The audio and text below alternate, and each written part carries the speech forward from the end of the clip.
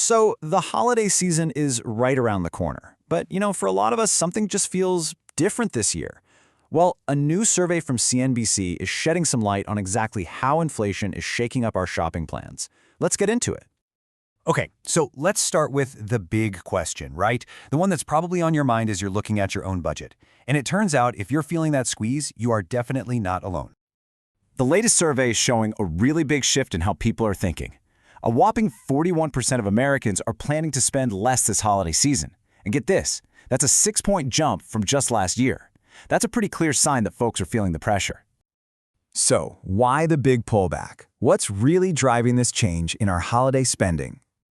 Well, no big surprise here. It really boils down to one major thing: high prices. A full 46% of the people who are cutting back say it's because of the high cost of goods. And that number itself is up 10 points from last year, which just shows you how much inflation is hitting home when you get to the checkout. Okay, but this is where the data starts to get, well, kind of weird and really fascinating. It shows this strange paradox where the exact same reason is pushing people in two totally opposite directions. Check this out. For the very first time in this survey's history, high prices are the #1 reason people are spending less and the #1 reason they're spending more. So on one side, you've got 46% saying, nope, things are too expensive, I'm cutting back. But on the other side, 36% are saying, I have to spend more this year simply because everything I want to buy costs more. Wild, right? And this quote from the guy who ran the survey, Jay Campbell, just nails it. He points out that nearly everyone feels that prices are higher. It's affecting the whole country in this huge way we've never seen before, whether your total spending is going up or down. This weird spending paradox doesn't just happen in a vacuum. It's tied directly to this general feeling of anxiety about the economy that's spreading all over the country. Basically, how we feel about the economy has a huge impact on how we feel about opening our wallets. And right now, the mood is, well, it's pretty gloomy. A full 60% of the public is pessimistic about the economy, both now and for the future. That's actually the highest level of pessimism they've recorded since way back in December 2023. And listen, this isn't just a partisan thing. I mean, you might expect to see those negative numbers from Democrats and independents, but the real surprise here is that for the first time, a majority of Republicans, 53%, are also rating the economy poorly. That's a huge shift for a group that has typically been more optimistic. Okay, so with this background of high prices and general pessimism, what are people actually doing differently? Where are we all deciding to shop?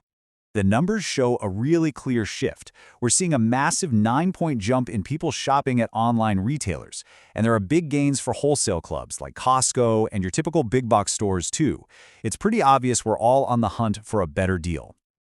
And if we drill down a little deeper, we can see how different budgets lead to different strategies. The biggest spenders, the ones planning to drop over $1,000, they're flocking to those wholesale outlets. Meanwhile, the folks in that $500 to $1,000 range, they're the ones leading that big rush to online shopping. So all of this brings us to a really important and honestly a kind of concerning trend that's bubbling under the surface. To handle these higher prices, it seems like a lot of us are leaning on credit. Think about this for a second. A majority of Americans, 57%, are going into the holiday season already carrying some form of debt. That's a really heavy weight to carry into what's usually the most expensive time of the year.